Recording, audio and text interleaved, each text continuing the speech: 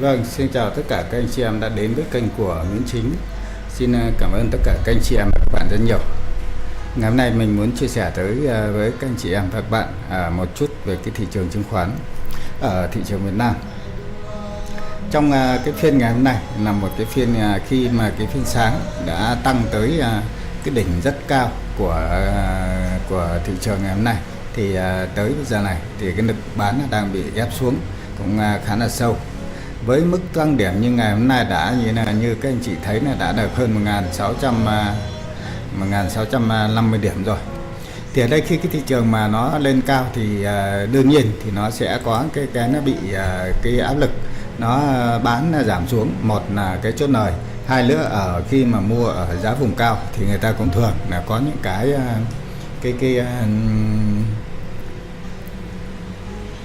nó có những cái mà chúng ta có thể thấy là khi mà thị trường nó bị cao thì người ta bán chốt lãi. Khi mà chốt lời ở đây ấy, và một cái tâm lý chung nữa là khi mà thị trường nó đang neo cái mức giá ở mức cao thì cũng rất khó để cho chúng ta có thể lựa chọn ở những cái sản phẩm để chúng ta có thể mua vào ở trong cái thời điểm mà thị trường cao nhất, cao vượt đỉnh lịch sử như bây giờ. Có nghĩa là thị trường chứng khoán của Việt Nam chúng ta chưa bao giờ đạt được 1.600 điểm, và như là mấy ngày hôm nay thì thị trường ngày hôm qua và trong phiên ngày hôm nay đã tăng rất mạnh. Hồi sáng thì tăng lên 1.650 điểm, bây giờ nó giảm xuống rồi. Trong phiên ngày hôm nay đã tăng lên 1,33%, là chứng tỏ là cái lực mua rất mạnh. Và một số cái mã mà chúng ta có thể thấy ở đây ở trong cái nhóm VN30 là ACB, ở đây của chúng ta là ngân hàng ACB là đã bị trắng bên bán. Như vậy là ACB là đang tăng kịch trần, và MBBank.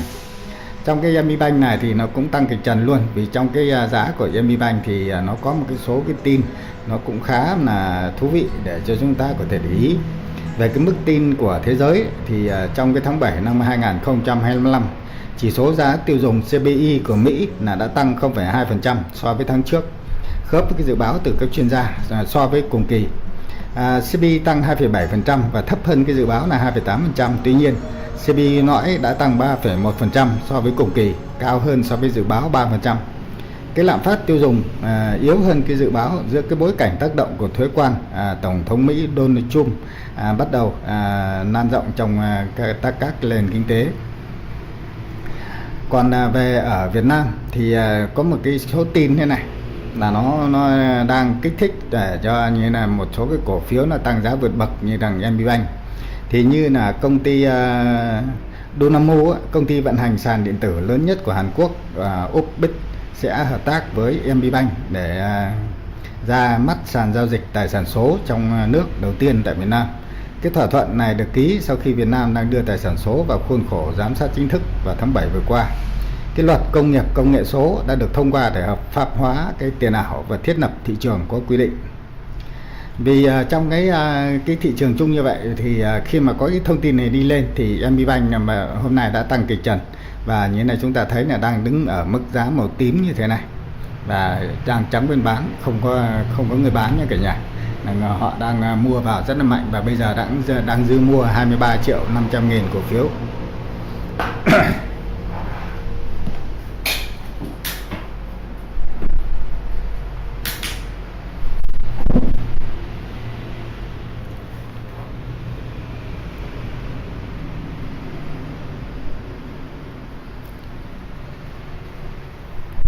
Một cái cổ phiếu ngân hàng khác là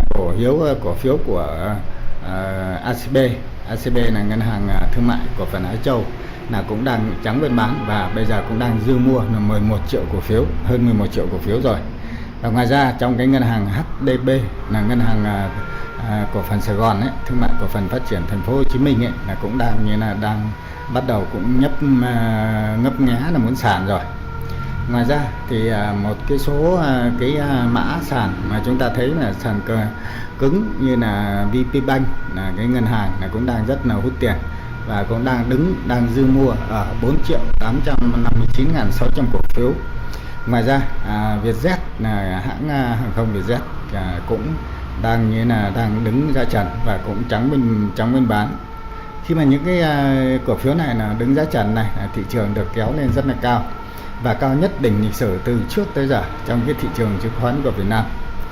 Thì ở đây như chúng ta thường thấy những cái cổ phiếu mà khi đã tăng tới cái mức cái trần, ngoài những cái có cái tín hiệu riêng, thì chúng ta cũng có thể thấy là nói nhiều, mặc dù thị trường từ hôm qua mấy ngày hôm nay trong cái phiên đầu tuần này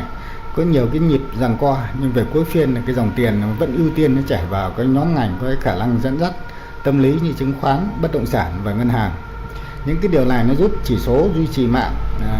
trạng thái rất là tích cực. Tuy nhiên mức độ rung lắc mạnh trong phiên đã khiến hầu hết các vị thế giao dịch gặp khó khăn khi phải liên tục cân nhắc giữa việc có nên mua thêm hay là chốt lời ở đây. Và như hôm nay chúng ta thấy cái dấu hiệu đã như là nó có dấu hiệu nó đang giảm xuống như thế này, thì chúng ta có thể thấy ở trong cái thị trường mà chúng ta đang xem xét ở đây, thì cái mức giá người ta như là đang bán để như là chốt lời ngày hôm nay là cũng khá là nhiều. Thế nên là ở cái mức giá cao này thì trước khi mua, chúng ta ngoài những cái thông tin chung như MBBank nó có thể mở tiền số, thì chúng ta cũng có thể chờ đợi để chúng ta có những cái động thái để chúng ta mua thêm ngày hôm nay. Về cái giao dịch của nước ngoài trong ngày hôm nay, thì giao dịch nước ngoài trong cái phiên ngày 14 tháng 8 này họ cái giá trị mua dòng của họ là nó đang, nước ngoài là đang bán mạnh ở với giá trị là 1.883 tỷ đồng. Và ở trong cái khối tự doanh thì các anh chị cũng thấy là khối tự doanh thì hôm nay lại có giá trị mua rất mạnh này, giá trị mua đang dư mua là 379,06 tỷ đồng. Thì trong những cái khối tự doanh như thế này thì có thể là ngân hàng có những cái động thái tăng tích cực thì người ta sẽ tới người ta mua.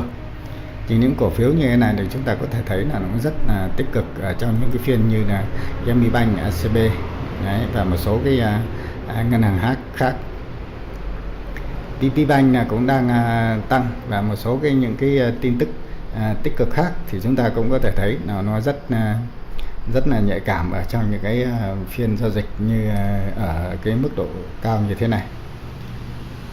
Cái biên độ nó cái biên độ di chuyển gấp và việc cái nhiều nhóm ngành nó hồi phục nhanh ấy, thì nó càng khiến cái tâm lý nó lạc quan. Dù vậy, các nhịp tăng giảm đột ngột bắt đầu xuất hiện với tần suất dày hơn là cho thấy cái dấu hiệu bất ổn đang hình thành. Trong cái bối cảnh này, cái giao dịch lên được thực hiện chậm rãi. Chúng ta hạ tỷ trọng các nhóm quá hưng phấn, nhất là cái vị thế có lợi là chúng ta giảm lợi margin xuống để giảm cái áp lực tâm lý, thì khi đó là chúng ta sẽ giữ vững được nên là cái áp lực tâm lý chung. Về cái sự lạc quan và cái xu hướng tăng trung hạn thì vẫn đang được duy trì.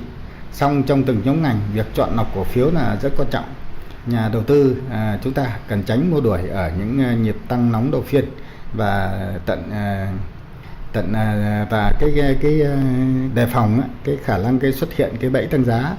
là tốt nhất. Chúng ta nên giữ tỷ trọng ở mức an toàn, ưu tiên vốn cho các nhóm dẫn dắt có thanh khoản cao, và tận dụng nhịp điều chỉnh trong phiên mua để gom dần nhưng vẫn có vùng chốt chặn rõ ràng. Giả sử chúng ta như là có thể chốt chặn mà chúng ta mua bán để cho nó cân bằng cái lực mua và lực bán, thì chúng ta nếu có những cái động thái mà chúng ta chốt lời và chốt lỗ nhá, cắt lỗ và chốt lời. Thì như ở đây thì như một số cái cổ phiếu mà giữ được cái xu hướng tăng trung hạn tích cực, thì cũng có một số cái cổ phiếu như họ nhà giàu như PVS hay MSN hay là GMD, HDG. Đây là những cái nhận định mà chung ở trong cái thị trường cơ bản là trong ngày hôm nay là nói như vậy. Còn về ngoài ra thì chúng ta cũng có thể tham khảo một số cổ phiếu mà nó có những cái nguồn, những cái tin tức riêng. Đấy, như là VIX này của họ, nhà VIX này hôm nay là cũng tăng được 1.200 đồng trên một cổ phiếu. VPBank thì tăng 2.000. Vietjet thì tăng 8.900 đồng, là đóng giá kịch trần và đang đứng ở mức giá là 136.300 đồng. Thì những cái cổ phiếu mà chúng ta có thể là xem xét mua, như có thể là VCB này, và một số cái mã khác mà khi mà chúng ta mua thì chúng ta cũng lưu ý thì chúng ta có thể mua được rất nhiều mã để cho chúng ta lựa chọn, và chúng ta cũng lựa chọn và chúng ta cẩn trọng mua ở trong những dịp cao này để tránh cái trường hợp như là nó bị gặp cái bẫy tăng giá, thì nó bị gãy cái giá tăng thì nó không thật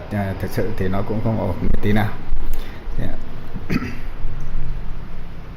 Về cái phân tích chung của cái thị trường thì chúng ta thấy là nó như thế, và thị trường nó cũng đang như là đang gặp cái áp lực mua bán nó khá là cân bằng ở mức này, mà nó có lên và nó xuống. Thì khi mà lên cao thì đương nhiên những những nhà đầu tư đã lắm những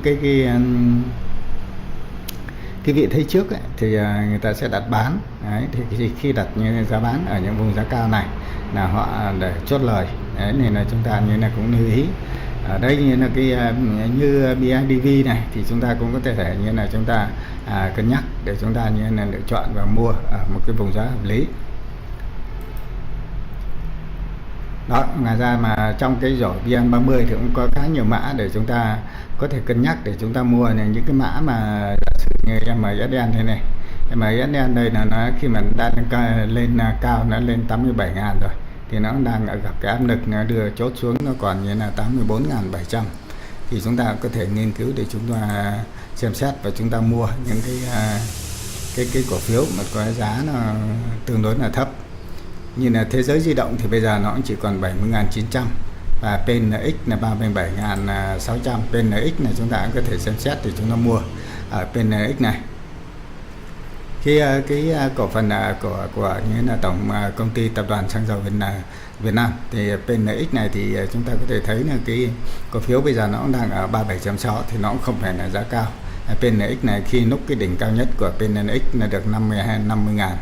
hơn 50.000 một cổ phiếu, thì hiện tại bây giờ nếu muốn so sánh thì chúng ta cũng có thể là so sánh về cái mức giá về quá khứ và cái mức giá về tương lai. Thì như những cái điểm thấp như thế này thì chúng ta không còn cơ hội để chúng ta mua nữa,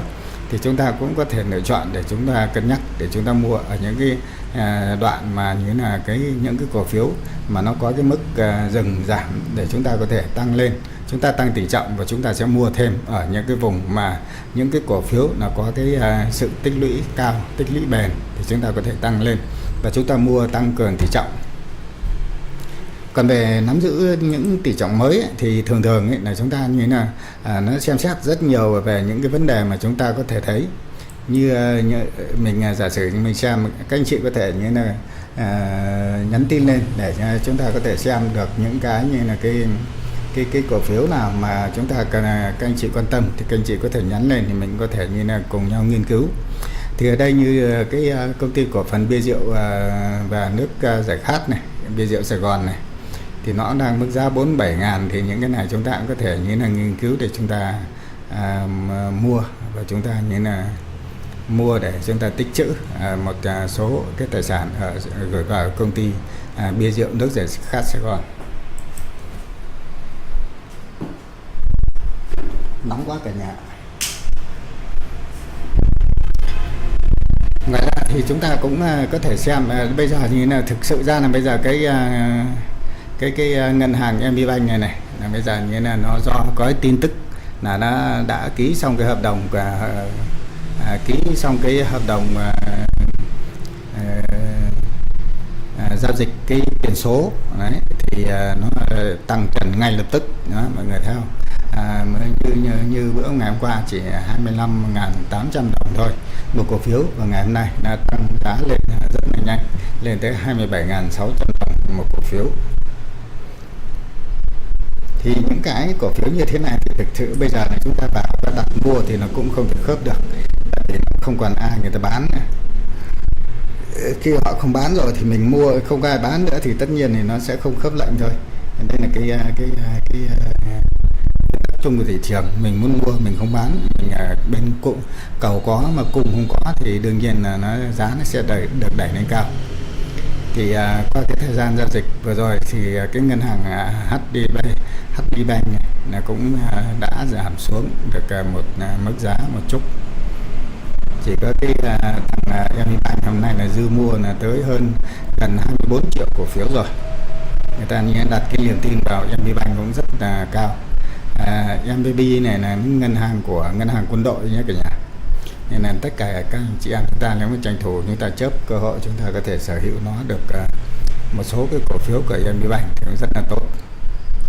Ngoài ra thì chúng ta cũng có thể xem một cái số nhóm ngành mà thực sự ra thì những cái nhóm ngành này thì bây giờ thì chúng ta cũng đang hơi khó để lựa chọn, tại vì những cái nhóm ngành này nó cũng đã có những cái nhịp tăng nhất định, nó đang lựa chọn những cái nhóm ngành đấy mà chúng ta có thể thấy là những cái nhóm ngành mà nó đang hot này chúng ta thấy là nó rất nhiều nhóm ngành như thực phẩm đồ uống, dịch vụ tiện ích, xây dựng vật liệu, ngân hàng, viễn thông, công nghệ, hóa chất, du lịch, giải trí, đồ dùng cá nhân, vân vân và vân vân. Thì ở đây thì chúng ta nhớ là khi mà chúng ta để lựa chọn những cái nhóm ngành như thế này thì chúng ta có thể vào để chúng ta mua và chúng ta lựa chọn một số cổ phiếu nó có cái nền tảng tài chính tốt, nó không bị lợi nhiều, hoặc là nó có như là cái xu hướng xu thế mà nó phát triển nó về lâu dài thì chúng ta hãy nên đầu tư vào. Và chúng ta xem thêm một chút nữa về những cái chỉ số của VN30 F1. Cái chỉ số VN30 F1 ngày hôm nay thì cũng đang tăng rất mạnh. Nay chỉ số VN30 F1 đây tăng lên 1781 điểm rồi. Và như là hồi sáng này nó tăng lên, nó cao hơn lên tới 1787 điểm rồi. Nhưng mà bây giờ nó đã giảm xuống một tí. Thì như vậy khi mà cái thị trường hợp đồng tương lai VN30 F1 này thường nó sẽ luôn đi trước, nó luôn đi trước cái thị trường chứng khoán của Việt Nam. Nếu ngày mai nó còn tăng thì cái thị trường VN30 F1 này là nó sẽ tăng trước, tại vì như là khi những nhà đầu tư đây là họ rất nhạy bén ở như là cái dấu hiệu để cho tăng giá trong thị trường. Và khi nó tăng như thế này thì đương nhiên là như ngày hôm nay chúng ta như là có thể xem mở rộng là cái biểu đồ này ra thì chúng ta có thể thấy như là cái nó đưa lên như là một cái nó rất là nó rất là nhanh. Thì ở đây chúng ta thấy khi mà đưa lên này trong cái phiên ngày hôm nay, trong cái phiên ngày hôm nay thôi là chúng ta thấy là nó lên vọt hẳn lên như thế này. Này, chúng ta cứ giữ nguyên cái vị thế mua thì mà từ những cái này chúng ta cứ để luôn nhé. Mua 1271 ta để tới giờ này nó lãi được mấy trăm điểm rồi, là một cái hợp đồng, một hợp đồng trong phiên ngày hôm nay. Thì chúng ta có thể thấy là ngày hôm nay là nó tăng lên khá là nhiều nha, nên là tất cả chúng ta có thể thấy là cái mức độ nó tăng giá như thế này thì chúng ta khi mà mức giá nó về đây, nó đứng về đây 1749 mà tăng lên như là 1784, từ 49 lên là 84, mình cứ gọi là 40 điểm đi, 50 này, 80 là 30 là hơn 30 điểm rồi. Thì nếu mà chúng ta duy trì ở đây 10 hợp đồng thì chúng ta như là đã có được 30 triệu đấy ạ. Thì ở đây trong cái thị trường này mà khi chúng ta mà đặt những cái điểm mua ở cái phiên ngày hôm qua ở đây 1719 chẳng hạn, hoặc là chúng ta mua đây thôi, mua trung bình ở đây 1740 thôi, thì bây giờ là chúng ta cũng được hơn 40 điểm, mỗi 40 điểm thì chúng ta được hơn 4 triệu mà chúng ta như là có riêng ngày hôm nay nhá. Nếu mà chúng ta mua ở phiên ngày hôm qua đóng cửa ở mức giá là 1475 và bây giờ lên 1745 và lên 1785 rồi, thì như vậy là đương nhiên là chúng ta được 40 điểm nhé. Được 40 điểm thì một hợp đồng từ sáng tới giờ là chúng ta chốt lãi ngay ở đây thì chúng ta đã lãi được 4 triệu. Và nếu chúng ta có 10 hợp đồng thì chúng ta được 40 triệu ở trong phiên giao dịch ngày hôm nay. Đây là một cái hợp đồng tương lai này. Thế nhưng mà chúng ta như là khi mà chúng ta theo dõi ở trong cái hợp đồng tương lai thì chúng ta như là phải có một cái định hướng và khá là phải có cái nền vốn là nó khá an toàn thì chúng ta mới có thể giao dịch ở trên cái thị trường chứng khoán phái sinh này nhá. Tại vì khi vào đây mà khi chúng ta vào chúng ta cứ đặt lệnh mua bán loạn xà ngầu lên ấy là lỗ. Nên là vì khi mà những cái vào đây mà khi chúng ta thấy cái hợp đồng nó nhảy, để mình mở một cái biểu đồ 1 phút ra cho mọi người thấy này, có thể là nó thấy là nó chạy như thế này. Nếu mà chúng ta không kiên nhẫn ấy. Đây từ lúc khi mà thị trường mở cửa ngày hôm nay là lúc ngày 14, đấy là lúc 8 giờ 45 thì lúc đây là 1748 điểm. Khi mở cửa ra là nó đã nhảy lên một cái mức giá khớp lên từ 1745 này lên đến 1789 rồi. Đấy, mà nếu mà chúng ta cứ giữ nguyên ở cái mức độ như thế này, giữ nguyên ở một cái chiều mua, chúng ta không bán đi nữa, đấy, chúng ta cứ giữ chúng ta ở cái chiều mua thôi, thì từ sáng đến giờ là nếu mà một hợp đồng thôi là các anh chị có được 4 triệu nếu các anh chị chốt ngay bây giờ. Thế còn nếu mà các anh chị mà cảm thấy đấy, mà cái tới đây nó đủ rồi thì chúng ta chốt lãi ở đây, thì chúng ta sẽ được 4 triệu trên một hợp đồng chứng khoán tương lai trong suốt từ lúc 8 giờ 45 bây giờ nhé cả nhà. Còn về cái thời gian và thời điểm thì chúng ta thấy là khi mà lên tới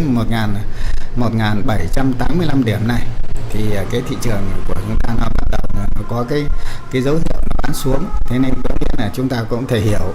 ở đây là cái thị trường như là chúng ta nó đang nằm ở đây là ở mức cái cản rất là cứng, một cái kháng cự rất cứng ở đây, mà khi nào vượt qua cái này lên 1.785 đây là nó đã vượt được lên qua cái cản cứng, qua cái kháng cự cứng này thì chúng ta sẽ thấy là thị trường nó rất là mạnh. Và bây giờ chúng ta trở về cái thị trường cơ sở. Trong cái thị trường cơ sở thì như các anh chị thấy là tới bây giờ thì cái lượng mua lại bắt đầu được hồi phục lại với cái tất cả các mã chứng khoán ở trong cái rổ VN30 là hiện tại nay bây giờ đã có hơn 20 mã tăng. Trong 30 mã chứng khoán thanh khoản cao nhất của VN30 ở trên sàn chứng khoán Việt Nam thì chúng ta có thể thấy là ở đây ấy, thì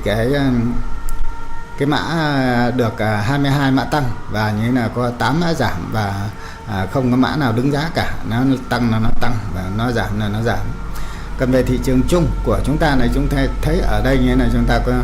thấy ngoài ra thì những cái sàn như là HNX này, sàn HNX này cũng được 97 mã tăng, 75 mã giảm, 49 mã đứng giá và 5 mã tăng kịch trần. Trong sàn Upcom thì cái lượng mức tăng với giảm thì nó tương đương với nhau thôi, nó chỉ có 125 mã tăng, có 6 mã tăng trần và nghĩa là có 121 mã giảm giá và 11 mã đang nằm sàn. Như vậy là trong cái cổ phiếu cái Upcom thì cái sàn Upcom thì cái lượng giao dịch cổ phiếu nó thường nó thấp hơn ở trên sàn Hà Nội hay là sàn Sài Gòn HSX hoặc là HNX thì là thường nó sẽ cao hơn. Đấy, còn như là về cái Upcom là những cái sinh nghiệp nhỏ mà cái mức cái vốn nó nhỏ hoặc là nó mới lên sàn thì nó sẽ giao dịch ở trên sàn Upcom. Thì nó sơ như vậy thì chúng ta có thể thấy thị trường ngày hôm nay nó rất là cứng và chúng ta thấy là nó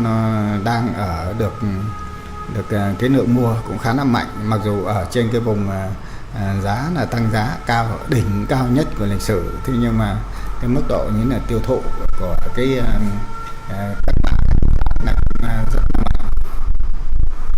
Khi cái nhu cầu nó tăng lên, cái lực cung nó hấp thụ hết ấy, thì đương nhiên thì nó sẽ cái giá nó sẽ được tăng lên. Thì chúng ta có thể thấy là nó tăng lên thì thì thị trường nó sẽ lên cũng rất là nhanh.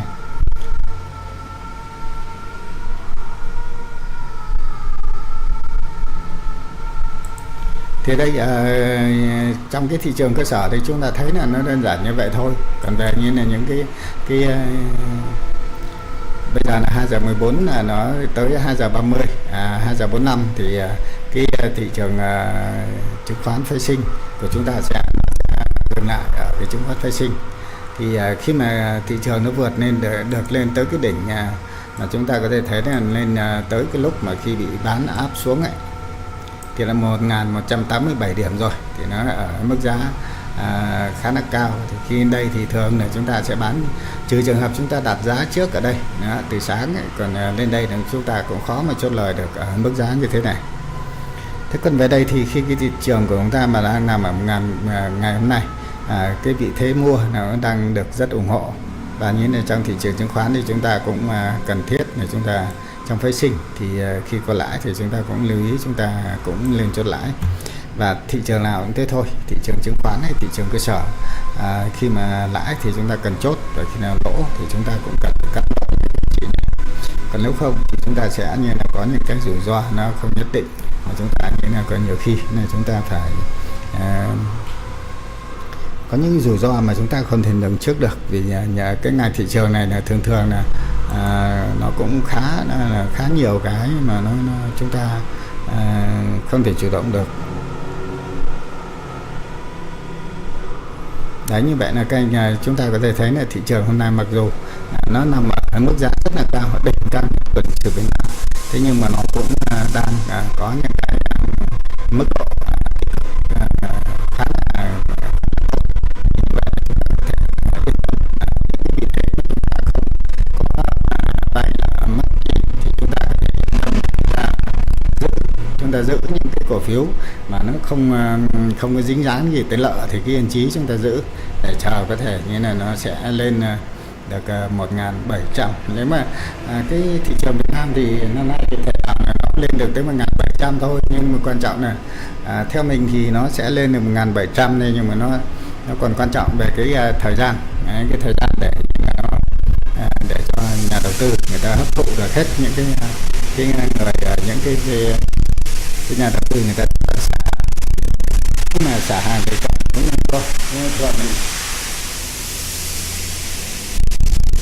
thì khi mà có người bán thì người ta sẽ mua hết thôi, nên là chúng ta cũng cứ yên tâm để chúng ta như là nắm giữ những cái cổ phiếu mà chúng ta đã có vị thế sẵn. Những cổ phiếu có vị thế sẵn rồi thì chúng ta như là có thể như là để chờ khớp bán chẳng hạn, chúng ta ngồi chúng ta chờ khớp bán, chúng ta có thể chúng ta giữ luôn. Đấy, ngoài những cái cổ phiếu mà chúng ta nhìn thấy mà nó có cái mức gia tăng tốt thì những cái chủ cổ phiếu đang giảm giá đó là cũng là một cái cơ hội để chúng ta có thể mua được những cái cổ phiếu mà nó đang có cái mức độ nó giảm giá, chúng ta tốt, có giá là khá là ổn để chúng ta có thể nắm giữ và chúng ta chốt lời chốt lãi khi cần thiết.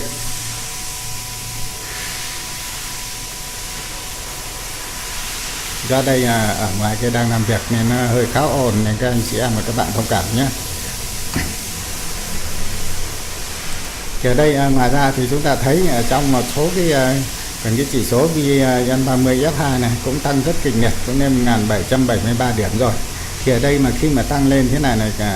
chúng ta thấy là trong cái hợp đồng tương lai, cái chỉ số tương lai của VN nó tăng thì chắc chắn là trong phiên ngày mai nó sẽ tăng. Còn nếu phiên ngày hôm nay mà VN30 F1 hoặc F2 mà nó giảm thì chắc chắn ngày mai thị trường nó sẽ giảm. Nên là đây là nó rất là nó nằm một cái chỉ số chung mà nó lấy chỉ số chung ở trong cái thị trường, trong cái rổ VN30 này. Đấy là nó cộng cái chỉ số chung của rổ VN30 này. Là nếu mà nó tăng lên thì chắc chắn là thị trường ngày mai sẽ tăng. Đấy, nên là chúng ta có thể yên tâm và chúng ta cũng có thể dựa vào đây để chúng ta nắm giữ. Sau khi một hồi mà cái cổ phiếu của chúng ta thấy là nó tăng, nó giảm đến tới đây rồi này, thì nó chỉ cần 3 phút thôi này, nó từ đây nó lên 1.781 lên 1.786, nó lên tới đây này. Đó. Và thì thị trường nó đang có dấu hiệu hồi phục, mặc dù trong cái này nó chưa có dấu hiệu nó ép bán xuống, nhưng chúng ta cũng có thể thấy là những cái dấu hiệu đang tăng lên cũng khá là ổn. Nhìn thì cũng thấy nó vui rồi đấy, nhưng mà còn để từ giờ tới cuối giờ đấy, có thể là trong cái thị trường cơ sở thì chúng ta cũng có thể thấy cuối giờ là nó cũng có thể giảm giá bất thường, là người ta như là chốt bán. Đấy, những nhà đầu tư lớn người ta thường cũng có thể đẩy bán ở cái phiên những cái phiên OTC ấy. Những phiên OTC thì thường là cái giá bán là nó cũng khá là mạnh đấy. Nên là chúng ta cũng xem xét thôi. Thế nhưng ngày hôm nay cũng rất khả quan ở mức độ 1.636 điểm. Sau khi cái thị trường chứng khoán của chúng ta là nó đi lình xình ở mức 1.500 1.600 này 1.550 1.600 này, nó lại xuống nó lại lên này, thì bây giờ chúng ta thấy nó lên nhắn luôn là 1.637 này, ngày hôm nay là tăng lên như là tăng lên tới 25 26 điểm đây này. Chúng ta có thể yên tâm là thị trường vẫn còn có cái dư địa để tăng so với những một số cái mã cổ phiếu mà chúng ta có thể lựa chọn được.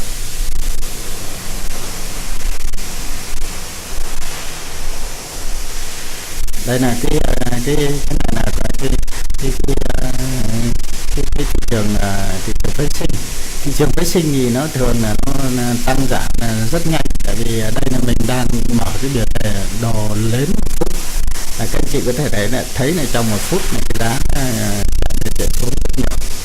Cái mai mốt thì ở trong cái ngân hàng nó có cái thị trường tiền số nữa, thì chúng ta cũng có thể thấy là trong thị trường tiền số thì của ngân hàng MBBank thì nó cũng rất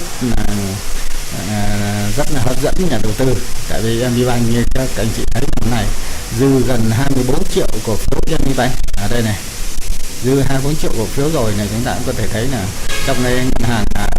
thương mại cổ phần của quân đội khi ký cái hợp đồng tiền số với đối tác của Hàn Quốc thì nó tăng cực mạnh luôn, tăng hết trần ngày hôm nay. Vâng, xin chào Sanjay nhé. Cảm ơn Sanjay rất nhiều. Chúc bạn vui vẻ, sức khỏe. Thank you so much my friend Sanjay. Cái thị trường này nếu như ta thấy nó tăng nhé, nó chỉ còn như là còn cái 9 phút nữa thôi, 9 phút nữa thôi thì nó sẽ vào cái phiên ATC, thì chúng ta cũng có thể chúng ta như là ở mức giá cao này nó đang chập chừng, nó cũng chưa thể bật lên hẳn được và nó cũng chưa có dấu hiệu hạ nhiệt. Chúng ta cũng cứ quan sát những cái tầm giá như thế này. Còn các anh chị nào mà khi chúng ta đã nắm giữ ở cái cổ phiếu ở cái vùng giá này ấy, thì chúng ta có thể nếu các anh chị có thể nắm giữ ở những cái vùng giá buổi ngày trong ngày hôm nay, các anh chị mua ở vị thế tăng ấy, vị thế mua thì các anh chị có thể chốt lời ở đây cũng được rồi, cũng không sao cả. Thì cũng trong thị trường phái sinh chúng ta còn rất nhiều cơ hội. Và theo cái nhận định của mình thì nó sẽ không có cái nhịp nó đánh sập xuống nhiều đâu, thế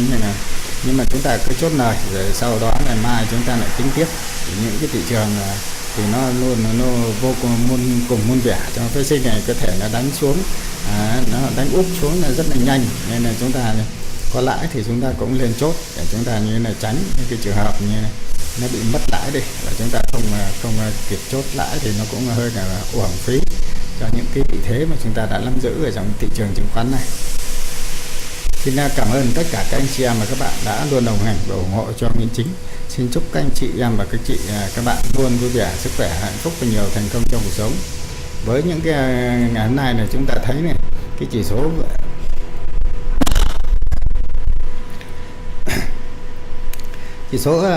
VN30 F1 này tăng lên 39 này, 40 điểm như này. Chỉ số VN30 này tăng lên 34,78 điểm này. Đấy, ngoài ra như là cái Việt Nam Index của chúng ta cũng tăng 25 điểm, tăng 1,41%, mức tăng khá là mạnh. Và chúng ta có thể thấy nó tăng mạnh nên chúng ta cũng thấy yên tâm trong cái thị trường chứng khoán Việt Nam này. Trên cái sàn HNX Index thì nó tăng lên 4,52 điểm, và Úc Index này nó cũng tăng 1,05 điểm. Thì khi mà cái thị trường chứng khoán ngày mai này chúng ta thấy mà cái anh phái sinh này mà anh cứ chạy lên này, anh tăng vọt lên đây, anh leo được ở trên cái vùng đất này, sập xuống dưới này thì chắc chắn này thì ngày mai nó sẽ chúng ta sẽ thấy là nó có phiên mà tăng giá tiếp. Còn nếu mà nó có cái dấu hiệu nó bị bán xuống, có dấu hiệu xuống như thế này thì chúng ta như này cũng cần phải chốt lại ở các lỗ ở khu này. Còn nếu mà nó cứ leo ở những cái khu vực cao trên này thì ngày mai này, chúng ta sẽ có cái việc tăng giá tiếp. Đấy, thì chúng ta có thể rất là dễ thấy ở trong cái thị trường của Việt Nam chúng ta, mà nó rất nhiều cái chúng ta có thể thấy là khi mà nó tăng giảm như thế này thì các chị và các bạn chúng ta thấy sẽ có những cái dấu hiệu mà nó tích cực, và chúng ta cần thấy ngay ở trong cái phiên ngày hôm nay khi chúng ta đem cái chỉ số của VN30 F1 này để chúng ta xem xét. Đấy, chúng ta xem xét cái VN30 F1 này thường thì nó sẽ tăng trước, và nó xuống nó sẽ xuống trước. Đó, thế nên là cái thị trường cơ sở của chúng ta có thể dựa theo đó để chúng ta lương theo, để chúng ta có thể tăng cái khối lượng cổ phiếu chúng ta nắm giữ, hoặc là chúng ta có thể chốt bán bớt đi. Đấy, để chúng ta giữ được cái lợi nhuận, chúng ta không bị cái lợi nhuận mà chúng ta đã tích lũy và chúng ta mua từ trước rồi. Cổ phiếu mua từ trước giờ thì là cũng chắc chắn là đã có lãi rồi chứ không phải là không. Thế nhưng mà lãi nhiều hay là ít thôi thì đây là các anh chị là chúng ta lưu ý để chúng ta như là mua bán thôi. Nếu mà bình thường như ở trong cái VN30 này thì nếu các chị mua thì 1-2 lần trước thì thì mình nói làm gì, nhưng mà những cái gì mà người ta sợ người ta bán lại như này còn 1.200 này thì chúng ta mua thì chắc chắn những cổ phiếu là lúc này thì chúng ta mua hầu như là cổ phiếu giá rẻ, và tới đây thì các anh chị cũng lãi được 40-50% rồi. Thì nó cũng không phải là một cái số tiền lãi, nó cũng không phải nhỏ. Phiên ngày hôm nay thì mình cũng chia sẻ với các anh chị và các bạn đấy một chút về cái thông tin về cái để chúng ta chờ như là cho tới hết 2:45 thì 2:45 thì chúng ta sẽ kết thúc phiên này để chúng ta chờ xem cái mức độ chỉ số nó ngày mai thì thị trường nó sẽ như thế nào, khi mà chúng ta so sánh khớp giữa cái thị trường cơ sở và thị trường phái sinh, nó xem nó có những cái mức độ chênh lệch như thế nào và nó khác nhau như thế nào, thì chúng ta có thể theo dõi thường ngày ở trên tất cả các sàn chứng khoán của các công ty chứng khoán của Việt Nam, và chúng ta đều có thể thấy. Bây giờ chúng ta đi vào phân tích một số cái cổ phiếu như cái ngân hàng ACB này, ngân hàng thương mại cổ phần Á Châu, thì chúng ta thấy là hôm nay nó lên một cái cây lớn như là nó thẳng đứng như này, như là nó đã chỉ cần mua ngày hôm qua thì mua ngày hôm qua thì này có lãi rồi. Thế nhưng mà những cổ phiếu trần như này là nó cũng khó là chúng ta khó có thể mua được nha. Như thằng MVBank này rồi này, khó là mua được trong ngày hôm nay. Trừ trường hợp chúng ta đặt lệnh mua trước này, cái khối lượng khớp lệnh cái tổng khối lượng mà nó khớp lệnh đã là 40.000 rồi, nên cũng rất nhiều người ta nắm giữ được những cổ phiếu ở trong ngày hôm nay là hơn 40.000 cổ phiếu được trở lại. Mặc dù có người bán nhưng mà hơn 40.000 hơn 40 triệu cổ phiếu nhưng người ta cũng người ta mua hết hơn 40 triệu luôn. Chúng ta xem về cái tổng công ty đầu tư và phát triển công nghiệp. Đây, tổng công ty đầu tư phát triển công nghiệp Việt Nam thì sau khi lên được cái mức giá như năm 73 thì bây giờ nó đang di chuyển chậm ở cái vùng 70. Thì như cái BCM này chúng ta có thể xem xét để chúng ta như là giải ngân thăm dò một số cái cổ phiếu của BCM trong phiên hôm nay. BIDV thì hôm nay cũng tăng khá tốt, tăng là khá tốt, nhưng mà lên tới vùng 42 thì nó cũng có dấu hiệu là đi bán xuống. Thế nhưng mà cái cổ phiếu này thì trong lịch sử giá của BIDV thì ngân hàng thương mại cổ phần đầu tư và phát triển Việt Nam thì nó cũng đang như là được đứng ở mức giá 40/40. Mức giá cao nhất, mức đỉnh nhất của BIDV nó là 50.000 một cổ phiếu.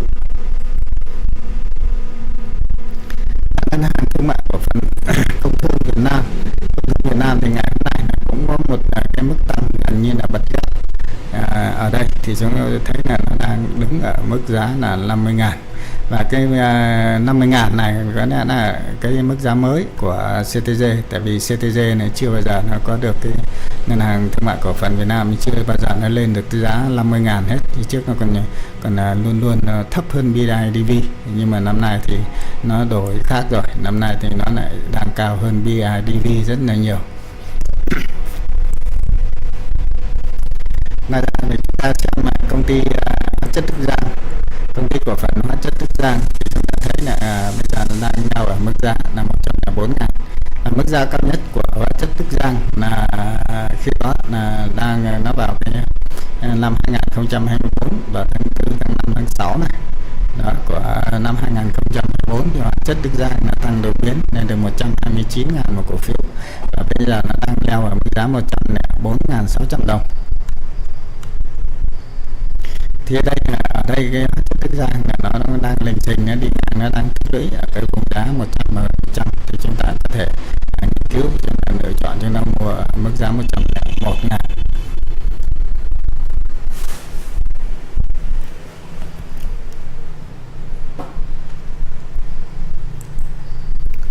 Ngoài ra còn một số cái cổ phiếu khác này chúng ta có thể thấy là nó cũng khá là tiêu biểu. Đấy, như là của công ty cổ phần FPT này, FPT giá tăng 103 này, là chúng ta có thể như là nghiên cứu, chúng ta mua ở giá 199.000 hoặc 100.000. Nhưng cái đó là nó có mức giá đó thì hơi khó kiếm này đấy, nhưng nói chung là nó cứ tầm 100.000 thì chúng ta có thể mua để chúng ta sở hữu một số cái cổ phiếu của như là cái thằng FPT nhé cả nhà nhé. Xin cảm ơn tất cả các anh chị em và các bạn đã đồng hành và theo dõi cùng Nguyễn Chính. Thì như vậy là chúng ta có thể thấy hiện tại bây giờ thị trường đang đóng cửa của chứng khoán Phái Sinh đã đóng cửa ở cái mức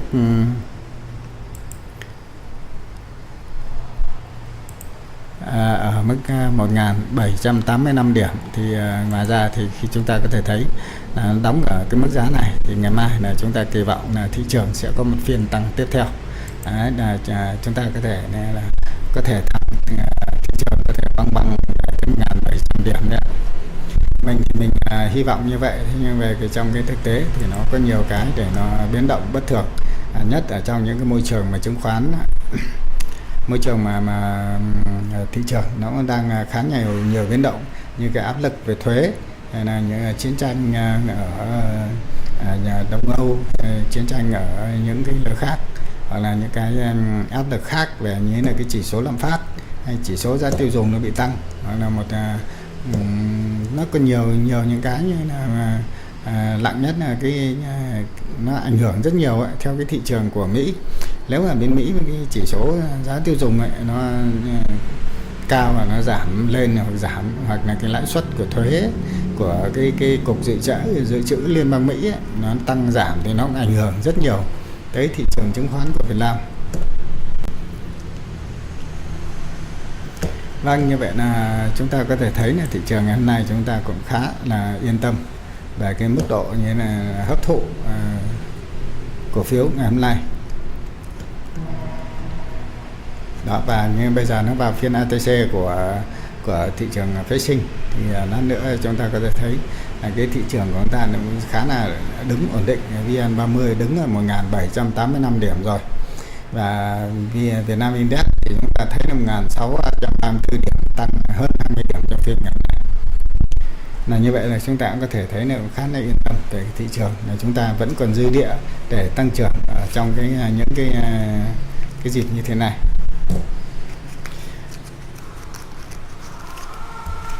Và đây thì mình cũng xin tạm dừng phiên này ở đây. Và xin chúc tất cả các anh chị em và các bạn đã ghé thăm và ủng hộ cho Nguyễn Chính. Và các anh chị hãy nhớ cho mình xin một like, một đăng ký kênh và một chia sẻ. Xin cảm ơn tất cả các anh chị và chúc các anh chị và các bạn luôn luôn vui vẻ, sức khỏe, hạnh phúc và nhiều thành công trong cuộc sống. Xin chào và hẹn gặp lại các anh chị trong phiên live lần sau. Bye bye. Xin cảm ơn tất cả các anh chị em và các bạn.